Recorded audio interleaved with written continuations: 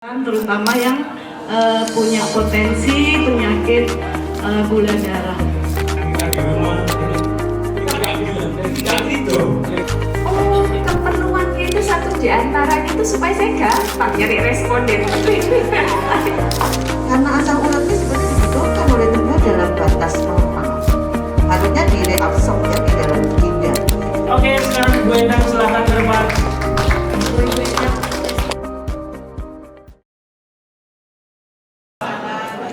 Selamat pagi. Pagi. Alhamdulillah. Syukur alhamdulillah pagi hari ini kita bisa sareng-sareng berkumpul ya Bapak Ibu. Saya tadi itu berusaha on time supaya semangatnya itu tetap 100%. Jam 6 sudah sampai sini ya, Bu tadi saya. Jam 6 saya sudah sampai sini. Sebelum mungkin saya berbagi ini supaya insya Allah kayaknya yang rawuh menikah banyak yang lebih senior dari saya Bapak Ibu. Mungkin saya menikah seumuran putra putri panjenengan. Tapi hari ini mungkin saya sharing ya Bapak Ibu. Jadi seperti yang panjenengan perso Bapak Ibu sudah tahu, saya merupakan pasien kanker kelenjar getah bening stadium 4 Bapak Ibu. Jadi di tahun 2021 saya didiagnosis dokter menderita LNH, limfoma non-Hodgkin. Yang prevalensinya kalau di dunia itu sampai saat ini secara jurnal itu menyebutkan 2-5% saja di dunia. Nah, saat di tahun 2021 itu setelah melakukan proses pemeriksaan yang ya cukup panjang begitu, itu disampaikan bahwa prognosa saya hanya 3 bulan. Jadi waktu 3 bulan itu mungkin kalau banyak orang berpendapat tuh kalau dokter biasanya didiagnosis itu cenderung lebih mudah drop. Karena kan sudah tahu sendiri prognosanya, oh sakitnya seperti itu, nanti perkembangannya akan seperti ini begitu. Tapi ada satu sisi juga yang justru karena dokter tahu prognosanya seperti apa, hitungan matematikanya tahu begitu. Nah, saya itu default mindset saya itu yang kedua. Jadi kalau orang tuh punya 2 default gitu ya. Misalnya yang pertama, Anda akan berpikir orang itu salah, kemungkinan dia mencuri sampai dia terbukti tidak bersalah. Atau default yang berikutnya, kita akan berpikir bahwa orang itu tidak mencuri sampai dia terbukti mencuri. Nah, kita harus menentukan default berpikir kita yang mana. Kebetulan default berpikir saya sudah saya setting defaultnya yang kedua. Jadi default saya itu saya selalu berpikiran segala sesuatu itu positif sampai dia terbukti tidak positif. Nah, jadi pada saat saya terdiagnosa kanker kelenjar getah bening, mindset saya sudah, oh akhirnya dapat juga saya rezeki ini. Akhirnya ternyata Allah mempersiapkan saya sekolah kedokteran sekian tahun untuk menghadapi hari ini. Berarti semua ilmu saya akan diuji hari ini. Nah, kalau dari sisi kedokteran itu sudah punya ilmunya bahwa kalau sakit ini obatnya ini, dosisnya sekian, jenis obatnya ini. Ternyata Allah juga sudah mentakdirkan yang dulu orang-orang suka berpikir sudah jadi dokter, ya masih ngajar, ya masih ini, masih itu begitu. Background saya Bapak Ibu, saya mengajar di Fakultas Kedokteran Wijaya Kusuma. Saya dokter di Rumah Sakit Bayangkara Pudik Brimo Patu Kosek. Saya juga ada Yayasan Geraha Al-Qur'aniyah. Kami mengasuh beberapa ratus anak asuh. Juga kami ada beberapa usaha yang dimana itu menjadi keran banyak orang begitu. Dulu orang-orang berpikirnya kok cek ngoyoni nyari dunia gitu katanya. Tapi ternyata ya memang hati itu cuma urusan kita sama Allah. Nah dari situ akhirnya itu juga salah satu sisi positif yang saya ambil bahwa ternyata Allah mempersiapkan saya sekian tahun punya usaha sekian banyak itu juga untuk mempersiapkan saya hari ini. Semua link yang saya punya itu saya gunakan sebagai sumber daya saya mencari upaya penyembuhan. Dari sekian banyak jalan, beberapa penelitian yang saya lakukan, ketemulah saya dengan Mobi. Saya agak lupa dari mana itu, ada yang mengirimkan saya link, dokter ini ada komunitas yang bisa untuk mengajarkan olah nafas pada pasien-pasien kanker. Oh iya, coba, saya ikut. Saya di situ datang seperti orang membawa gelas kosong. Jadi semua ilmu saya taruh, saya belajar. Apa kira-kira yang itu bisa saya kombinasikan dengan ilmu yang sudah saya miliki. Syukur alhamdulillah, karena basic saya public health, senangannya research, senangannya penelitian, saya betul-betul belajar. Apa yang disampaikan Pak Eko, apa yang disampaikan para senior di MOBI, saya cari sumber literaturnya. Dari situ akhirnya saya memahami ada ilmu kedokteran yang sudah berkembang sekian pesat masih dalam ranah kualitatif, belum masuk ke dalam ranah kuantitatif sepenuhnya. Sehingga seperti pola makan kita, olah nafas kita itu sifatnya masih kualitatif Bapak Ibu. Jadi justru dengan itu semua, dengan kemarin beberapa yang masuk di komunitas kita nih Pak Eko, ada beberapa orang yang mengajak bekerja sama, kita akan melakukan penelitian dengan komunitas kita ini bersama yang nanti kembalinya juga akan ke kita bersama, seperti pada pasien-pasien diabetes, juga pada pasien-pasien kanker, mudah-mudahan nanti bisa berkembang. Nah, kembali lagi ke kondisi penyakit saya Bapak Ibu, tadi ada kebetulan nyun sewu Bu siapa tadi, saya lupa namanya, Bu Sanes yang sama dengan saya, Bu Nani, Bu Nani tadi pagi datang. Alhamdulillah dokter Andin sampai saya batin-batin karena diagnosanya sama persis seperti saya. Bahkan sampai sel tumor yang hasil PA-nya juga sama seperti saya beliau. Tapi alhamdulillah beliau masih di stadium 2. Jadi Bapak Ibu, saya itu didiagnosa kanker sudah sampai di stadium 4 karena sudah masuk ke paru. Jadi seluruh paru kiri saya ini sudah kolaps, tidak bisa mengembang. Jadi kalau paru itu seperti spons warna kuning itu kita kalau cuci piring, nah bentuk tekstur paru itu kurang lebih seperti itu. Itu paru saya sudah tidak seperti itu, sudah kaku, seperti kanebo kering. Nah, kira-kira seperti itu. Sehingga pada waktu itu upaya operasi tidak mungkin, karena lokasinya di paru. Kalau ngangkat paru satu, berarti parunya sisa satu.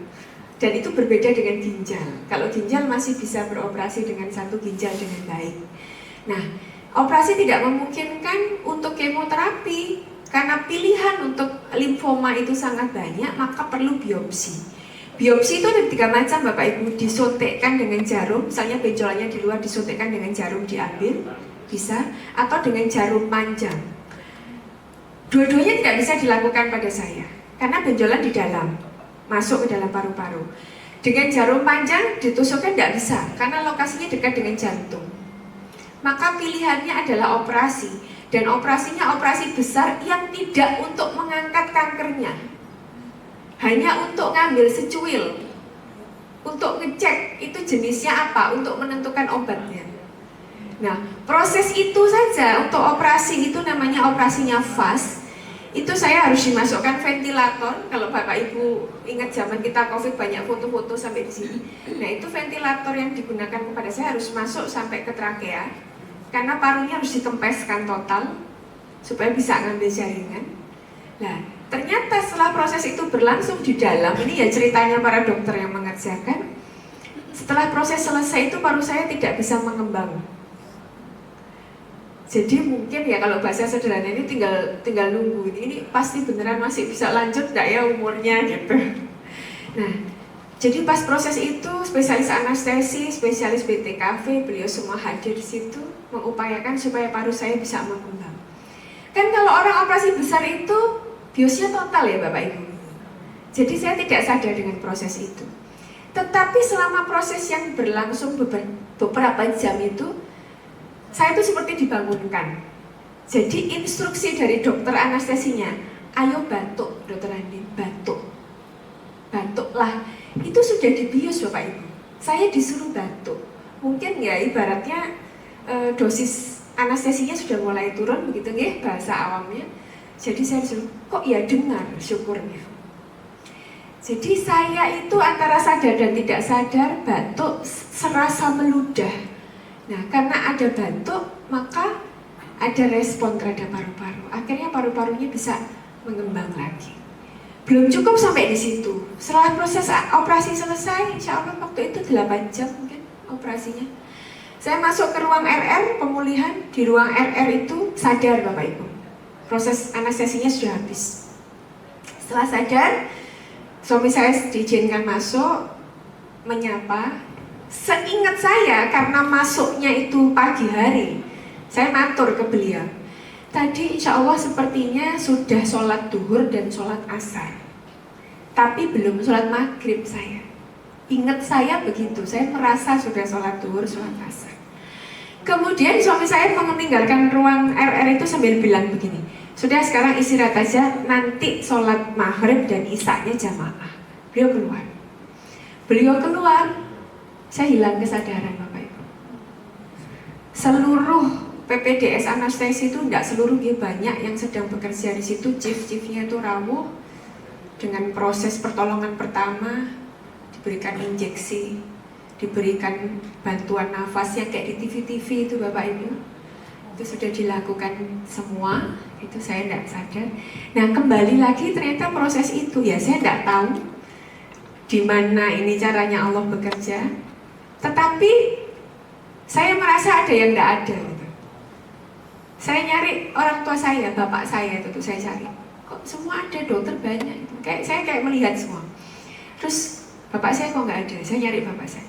Nah pas saya nyari bapak saya itu rasanya kok kayak saya, oh bapak saya ini kayaknya mau datang ini. Nah pas saya ngerasa bapak saya datang itu, baru saya tuh kerasa badan saya tuh sakit semua. Habis di RJP, habis di ini, seperti itu. Jadi Bapak Ibu, proses kita sakit itu ternyata kalau menurut segi kedokteran itu ada naturally history of disease, proses perjalanan penyakit.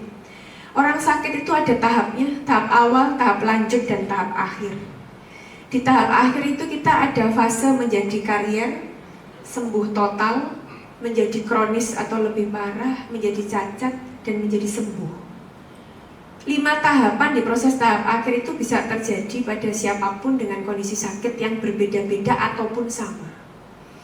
Itu dari segi kedokteran. Tetapi ternyata di segi kedokteran itu juga ada ilmu fisiologi yang menyebutkan kita perlu mengkombinasikan dan perlu menyeimbangkan antara korteks kita, pusat berpikir logis kita, dengan yang disebut amigdala. Amigdala itu pusat rasa. Jadi kalau kita sudah bisa menyeimbangkan antara logika dengan rasa kita, itu insya Allah kalau di ilmu hipnoterapi itu ada gelombang theta, alfa, delta begitu ya. Kalau di ilmu kejawennya Bapak tadi, ilmu agama Islam itu, ilmu roso itu ternyata betul. Jadi di situ ada hormon bahagia gitu kalau di dunia kedokteran ada 4 hormon. Serotonin, endorfin, dopamin, dan oksitosin. Itu yang menggerakkan semua fungsi di tubuh kita supaya bisa baik begitu. Jadi kalau dinas bahwa saat imun tubuh kita turun, maka sel tidak baik itu akan berkembang dengan sangat cepat. Ternyata saat imun tubuh kita baik, itu tidak hanya nyetop sel yang tidak baik, tetapi sel baik kita akan bekerja sekian kali lipat, lebih ekstra. Nah itu fungsinya dipandu, dibina, dibantu oleh hormon bahagia tadi. Lah 4 hormon bahagia itu yang pertama, dopamin, itu yang akan menggerakkan, akan menjaga semua sistem motorik kita. Jadi kalau tadi ada yang ngendikan karena diabetes sampai frozen shoulder, nggak bisa bergerak segala macam. Sistem motorik kita itu juga dikendalikan oleh dopamin. Nah dopamin itu bisa kita tingkatkan kalau kita memvisualisasikan pencapaian Bapak Ibu. Jadi kalau tadi itu rata-rata panjenengan usia sudah di atas 50 tahun, pasti punya putra putri, sudah banyak, sudah punya cucu. Divisualisasikan keberhasilannya Bapak Ibu. Saya berhasil mendidik anak, nyekolahkan anak SD 6 tahun aja itu prestasi Bapak Ibu. Harus bisa mengapresiasi diri sendiri, itu untuk meningkatkan hormon dopamin. Dulu tidak bisa masak gulai enak, sekarang bisa masak gulai enak. Itu memvisualisasikan diri, itu meningkatkan hormon dopamin. Kemudian yang berikutnya hormon serotonin. Itu hormon serotonin akan mengendalikan sistem pencernaan kita. Kalau orang sudah sakit diabetes, orang sakit kanker, itu paling error nih. Kita belajar PMB, belajar intermittent fasting aja, itu kan indera perasa itu dominan. Nggak enak jadi males makan, nggak cocok, moodnya nggak bagus, jadinya tadinya nggak panas jadi subfebris, tadinya nggak sebah perutnya jadi sebah, begitu nih. Nah, saluran pencernaan itu dikendalikan atau dibantu oleh hormon serotonin. Itu bisa kita perbaiki, bisa kita push produksinya dengan apa Bapak Ibu? Komunikasi efektif, membangun relasi. Jadi kita berkomunitas seperti ini, itu meningkatkan hormon serotonin kita. Yang selanjutnya hormon oksitosin, itu meningkatkan bonding. Bonding seluruh organ Bapak Ibu. Jadi otak itu tugasnya cuman perintah saja. Kaki kamu jalan ke sana. Perut kok tadi kamu belum sempat sarapan ya, tapi harus sudah hadir di sini. Ayolah bekerja sama, jangan kemeruncuk dulu misalnya begitu. Itu semua bonding organ kita yang mengerjakan hormon oksitosin. Itu bisa kita pompa dengan apa? Dengan kita melakukan hal-hal baik. Kalau bahasa saya, orang sakit kanker itu every day is the day. Kita nggak tahu kapan waktu kita habis. Kita nggak tahu kapan umur kita itu selesai. Kita tidak pernah tahu apakah terapi kita itu berhasil atau tidak. Untuk orang kanker itu nggak ada ceritanya kemoterapi selesai artinya kita sembuh, tidak ada. Setelah kemoterapi selesai, banyak proses adaptasi tubuh yang terus berlangsung Bapak Ibu. Menumbuhkan rambut, menumbuhkan alis, menumbuhkan bulu mata. Dulu saya ketemu Pak Eko pertama itu mukanya kayak tuyul ya Pak Eko. Saya nggak punya alis, nggak punya bulu mata Bapak Ibu. Menumbuhkan itu butuh effort. Jadi setelah kemo itu masih ada kita merasa, saya itu sekarang kalau AC nggak 16, nggak 17 itu panas sekali badan. Udah sekali berkeringat. Kemudian mudah tiba-tiba itu kayak baterainya habis saja.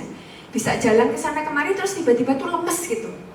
Kayak ngeselong, kayak mobil tuh remnya nggak ada gitu. Tiba-tiba seret gitu, habis saja gitu baterainya. Nah proses-proses itu setelah kemo, jadi nggak ada ceritanya orang setelah kanker tuh kemudian sehat walafiat kembali 100% tidak. Tetapi juga tidak ada ceritanya tidak bisa melakukan hal-hal sebagaimana yang bisa kita lakukan. Jadi saya selalu menyampaikan kepada pasien-pasien kanker yang konsultasi Japri dengan saya setelah bertemu di komunitas Mobi itu bahwa merasa sakit itu jangan, tetapi merasa sehat itu juga jangan. Tetap harus waspada, tetap harus awareness. Tetapi itu tadi, bahwa every day is the day. Saya nggak tahu nanti saya berhasil nggak ya dari Hotel Tunjungan menuju ke Hotel Batika. Saya nggak tahu, karena seperti kelenjar getah bening itu kan semua organ vital itu kena. Saya pernah Bapak Ibu, jadi tiba-tiba takikardi, jantung itu kayak dipompa luar biasa. Tiba-tiba berhenti, nafas saja susah. Saya pernah mengisi webinar begini, tiba-tiba karena nggak bisa nafas. Nah, dari kondisi seperti itu, oh ya, saya sudah belajar di Mobi bahwa oke, nafas, tenang, pelan, dalam. Nggak bisa nafas, saya terima dulu, accept dulu. Oke, saya nggak bisa nafas, paru saya nggak bisa kembang bisa. Oke, saya terima dulu, ikhlas dulu. Oke, atur pikiran, coba nafas. Cuma bisa tarik segini doang. Oke, alhamdulillah bisa tarik. Tarik lagi, sampai seperti itu Bapak. Jadi kanker kelenjar getah bening itu beda dengan kanker yang padat, yang kelihatan benjolan di sini gitu. Bisa dilokalisir, bisa dimodifikasi kan dia padat. Kalau kelenjar itu kan seluruh tubuh Bapak Ibu, jalan. Saya di 2021 dikatakan dari 10 kali kemo dinyatakan sudah remisi total. PET scan di 2022 dikatakan remisi total, itu yang hampir semua dokter saya luar biasa bisa remisi total begitu dengan kondisi stadium seperti saya. Ya Allah Ta'ala yang ngatur. Ternyata di 2023 dinyatakan relapse, balik lagi kankernya dengan progresivitas yang lebih tinggi, 75% progresivitasnya. Waktu itu dokter menyatakan, dokter ini sudah nggak bisa kemo dengan lini pertama, harus lini selanjutnya, naik next step. Yang resiko kemonya 3 kali lipat dibandingkan kemo yang pertama. Jadi saya pikir gini, kalau dulu saya gundul, bulu mata hilang, bulu kaki, bulu tangan hilang, habis ini apa ya? Masa kulit saya melok keroak? Gitu. Saya tuh begitu, karena katanya 3 kali lipat. Tapi oke, saya accept. Saya begini, oh ya sudah. Berarti saya kemarin dikasih Allah Ta'ala sepanjang 2022 itu remisi. Saya bisa melakukan banyak hal lagi, juga ternyata untuk mempersiapkan hari ini. Makin tambah banyak relasi, makin banyak ilmu untuk mempersiapkan hari ini. Begitu. Di 2023 saya kemo 4 siklus Bapak Ibu, kemudian saya PET scan. Waktu itu sudah begini dokter. Jadi di dada saya itu sudah ada spider nervi namanya. Jadi pembuluh darah itu sudah kelihatan begitu Bapak Ibu, biru begitu. Waktu saya PET scan ini belum hilang. Karena ini belum hilang, secara kedokteran berarti masih ada sel yang dihidupi oleh pembuluh darah itu. Yang harusnya tidak ada. Oh berarti ini sel patologisnya masih ada, sel jahatnya masih ada. Saya tetap berangkat PET scan karena memang sudah terjadwal. Karena kalau PET scan tidak baik saya lanjut kemoterapi. Kalau PET scan baik, mungkin ada alternatif yang lain. Nah, pada saat saya PET scan, saya ketemu dengan pasien kanker yang lain. Dokter apa? Oh ya, Rudolf, beliau dokter juga. Itu sudah stadium akhir. Susah dok kalau kayak gitu sembuh. Dah kita sama-sama dokter, mending dokter menerima kondisi aja ya. Nggak usah muluk-muluk ekspektasinya. Karena sama-sama dokter. Orang macam-macam merespon sesuatu ya Bapak Ibu. Mungkin bagi beliau itu menyampaikan itu ke saya niatnya baik. Gitu. Tapi mungkin kalau disampaikan ke orang lain tuh bikin ngedrop gitu. Tapi saya ya tadi default saya itu memang selalu default positif. Jadi oh ya betul dok, saya sudah menerima gitu. PET scan itu tidak bisa tercover BPJS Bapak Ibu. Sekali PET scan 14 juta. Nah tadi karena saya punya anak-anak asuh yang sekian banyak pada waktu itu, buat saya orang mungkin lihatnya enak nih, dokter usahanya banyak segala macam. Tapi kan orang itu dikasih yang banyak pasti juga amanahnya banyak gitu. Jadi waktu itu saya mau berangkat PET scan, sudah ada uang 15 juta gitu. Anak saya ada yang sakit, anak asuh saya ada yang sakit. Saya sama suami bilang, gimana ini? Ikhtiar itu wajib. Ikhtiar untuk diri sendiri wajib. Tapi kan kita tuh manusia ya, dibekali logika. Saya maksakan untuk PET scan, pemeriksaan penunjang 15 juta, yang saya sudah tahu kayaknya prognosa saya nggak baik. Sementara anak saya ini sakit, prognosanya masih baik. Ya sudahlah, duitnya buat berobat anak dulu aja. Mundur lagi PET scan saya Bapak. Nah, singkat cerita ada satu dan lain hal akhirnya sudah bisa PET scan. Pas PET scan kok kondisi saya masih jelek. Kan kalau secara logika kan ya ngapain PET scan udah tahu itu jelek gitu. Nah, setelah ternyata ketemu dokternya itu, saya periksa, saya cuma gini sama Gusti Allah. Secara matematika medis, kondisi saya ini buruk, progresivitas saya jelek, oke ya Allah, berarti kalau saya harus lini berikutnya untuk terapi ya sudah, saya jalani. Tapi apa ya yang bisa saya lakukan? Jangan-jangan masih ada langkah lain yang saya masih skip gitu, saya masih lewat, saya belum bisa.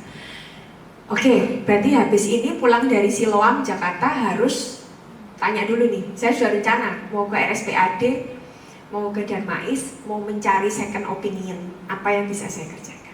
Ternyata setelah PET scan, karena teman kenal yaitu sudah ditoto Allah, jadi tidak nunggu hasil, biasanya 1 minggu, saya ikut melihat videonya.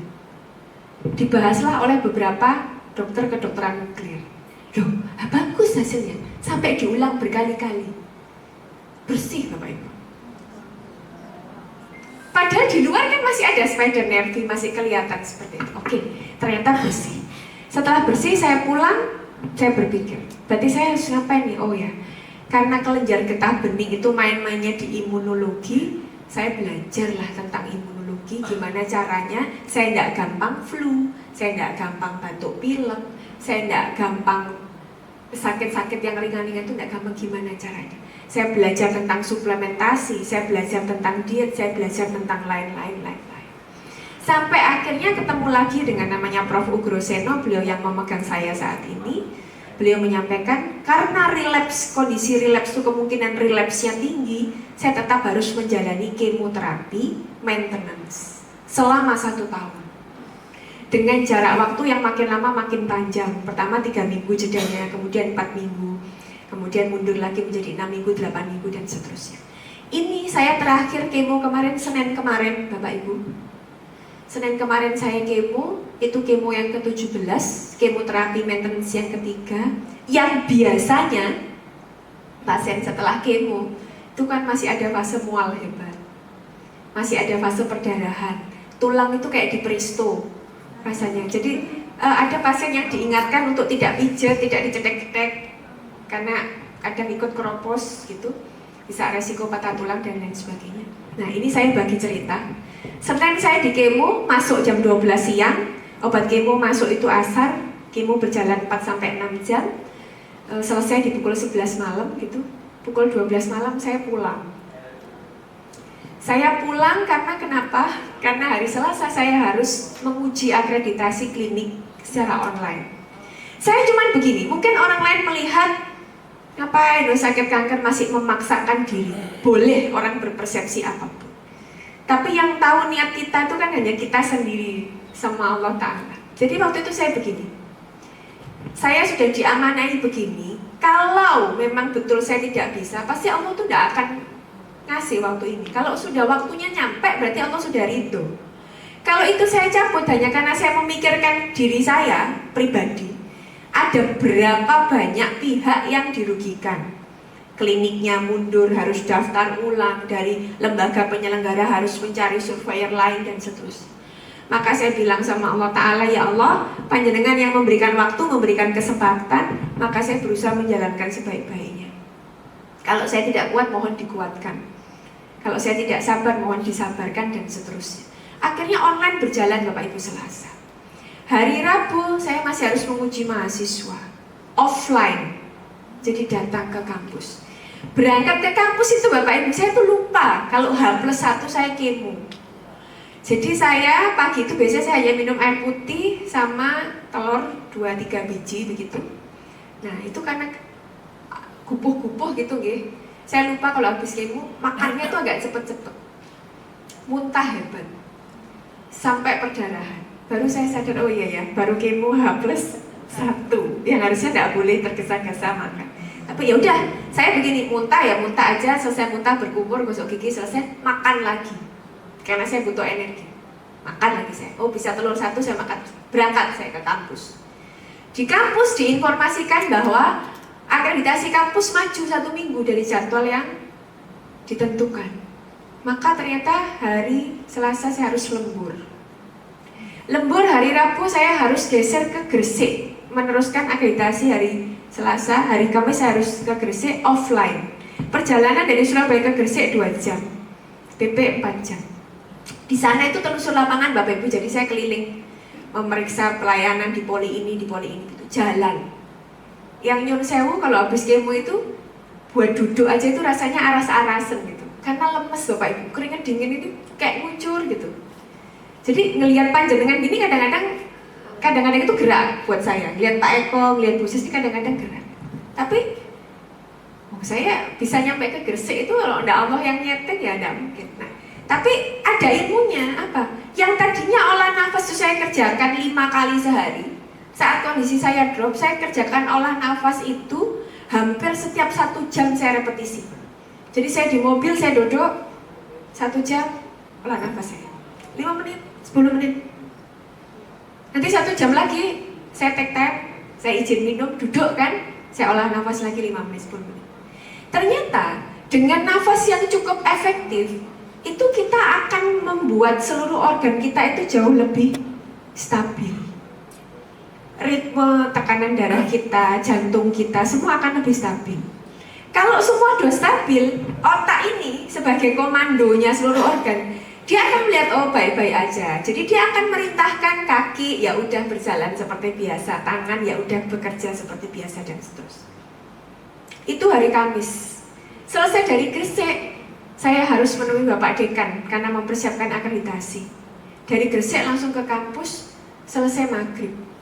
Selesai maghrib, saya masih harus mempersiapkan, kebetulan saya ketua pelaksana pelatihan calon surveyor Jawa Timur yang hari ini juga di Hotel Batika Jumat Sabtu Minggu. Tapi saya sudah punya utang Bu Umi sama Bu Sis, jemput Pak Eko, ketemu panjenengan hari ini.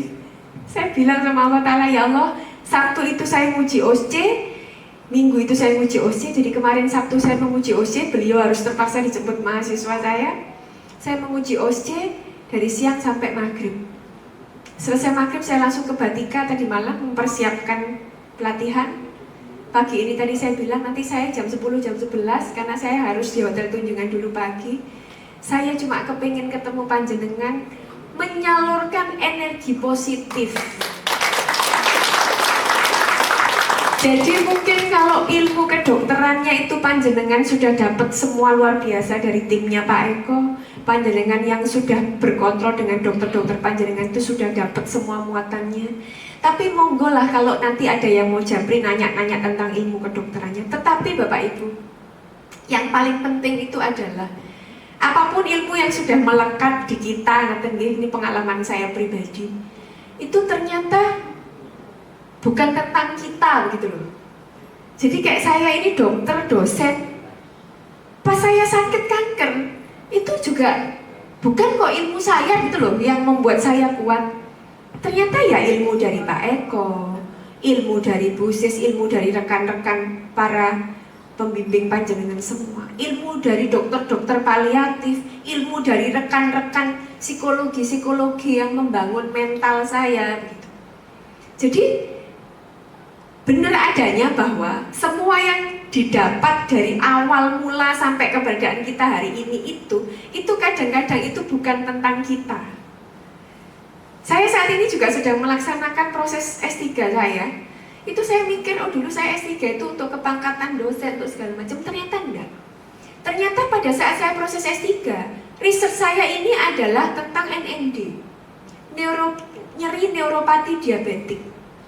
Jadi saya meneliti faktor apa yang mempengaruhi nyeri pada pasien-pasien diabetes.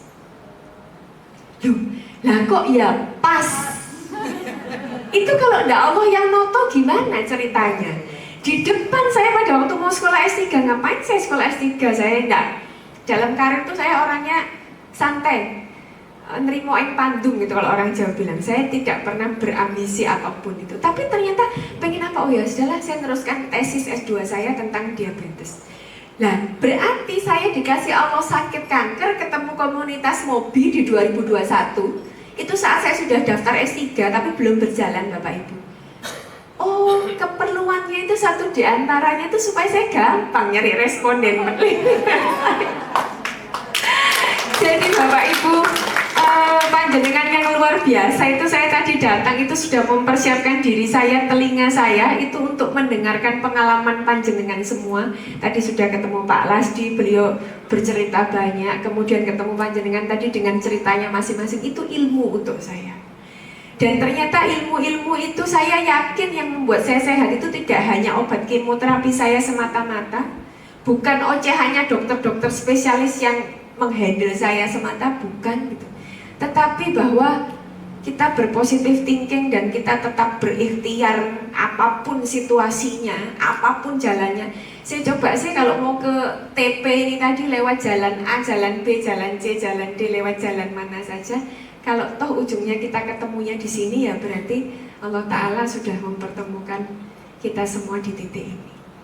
Dan mungkin yang terakhir dari anak-anak saya yang banyak itu Bapak Ibu Nyun Sewu, saya punya Geraha Al-Quraniyah itu, saya menyebut anak-anak saya dan mungkin panjenengan semua ingin bergabung bersama kami itu, saya menyebutnya itu Khotimul Quran. Kami yang berjuang bersama-sama untuk membesarkan Al-Quran dengan banyak jalan. Yang ngajar ngaji, yang berkontribusi dan seterusnya. Itu ternyata sekarang itu yang masuk ke dalam yayasan kami tidak hanya anak-anak yang muslim, tidak hanya anak-anak yatim piatu, tetapi juga anak-anak difabel. Di situ yang tadinya saya tidak mau membagi sakit saya karena takut mental mereka akan down. Mereka tahu sendiri gara-gara YouTube-nya Pak Eko itu. YouTube-nya itu mereka begini, Bunda, kok ternyata Bunda ada di YouTube-nya MOBI.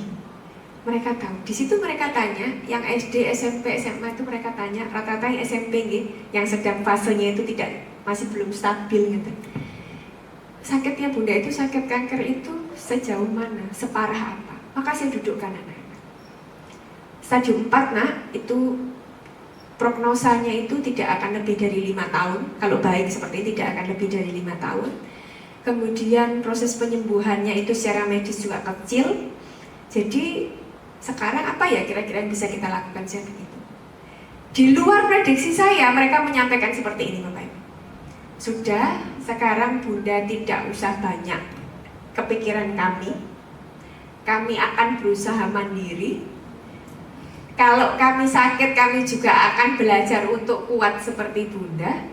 Bunda fokus saja ke kesehatannya Bunda. Nanti kalau ada adik-adik yang nakal, yang bandel-bandel, sudah itu urusan kami yang gede-gede. Bapak Ibu, ngopeni anak-anak seperti itu yang dari kecil itu tidak ada orang tuanya, itu PR-nya banyak. Mungkin karena mereka tidak tercover kasih sayang secara sempurna nih.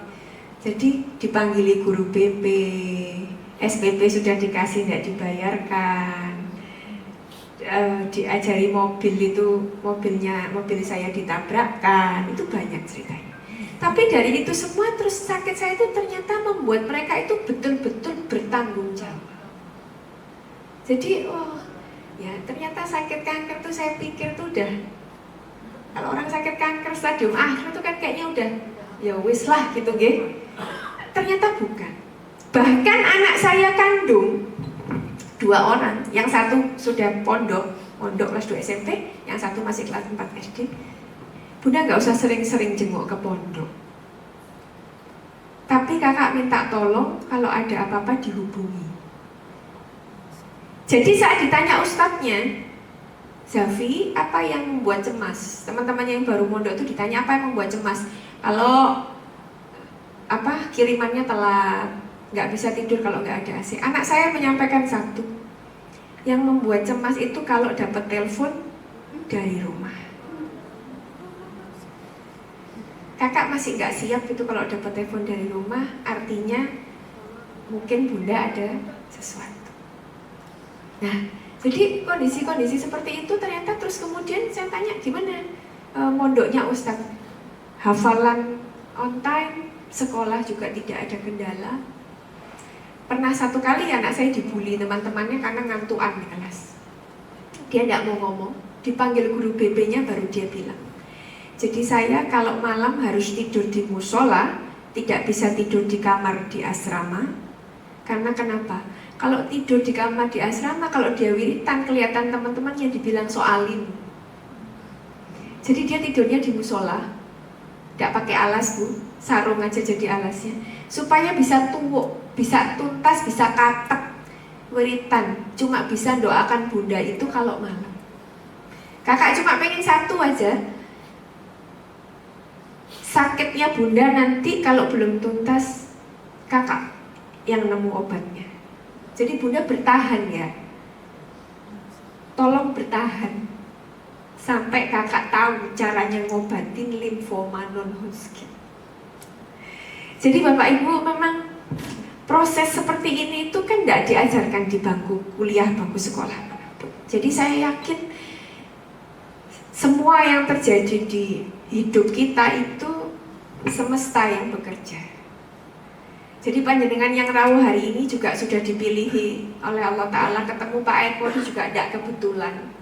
Beliau bisa rawuh ke sini juga tidak kebetulan. Pasti ada garis benang merahnya yang membuat kita entah apa nanti hikmahnya. Tapi insya Allah kita semua mengerjakan segala sesuatunya itu akan menjadi barokah dan menjadi amal jariah kita semua. Kalau tidak ada unsur aku di dalamnya. Jadi saya dengan semua kefakiran saya hari ini di hadapan panjenengan semua justru memohon ikhlasnya doa panjenengan, mudah-mudahan umur saya yang masih ada ini menjadi umur yang manfaat. Bisa terus membantu Pak Eko beserta tim. Monggo apa yang bisa saya dedikasikan waktu, tenaga, materi, entah itu bukan doa saja, mungkin kalau itu semua tidak ada, insya Allah ikhlas saya berikan untuk komunitas ini. Mungkin kurang lebihnya itu dari saya, Bapak Ibu. Nanti yang ingin berdiskusi secara jambi saya persilahkan. Tadi banyak yang rumahnya Sidoarjo, saya tinggalnya di Sidoarjo Bapak Ibu, di Pondok Jati. Kemudian tadi saya mengajar di FKUIK, monggo yang mau tepang langsung, mau nanya-nanya langsung, saya terbuka selebar-lebarnya kagem panjenengan semua. Matur nuwun, saya kembalikan ke Bu Umi atau MC tadi. Mohon maaf bila ada yang kurang berkenan. Akhirul kalam, wabillahi taufiq walhidayah. Assalamualaikum warahmatullahi wabarakatuh.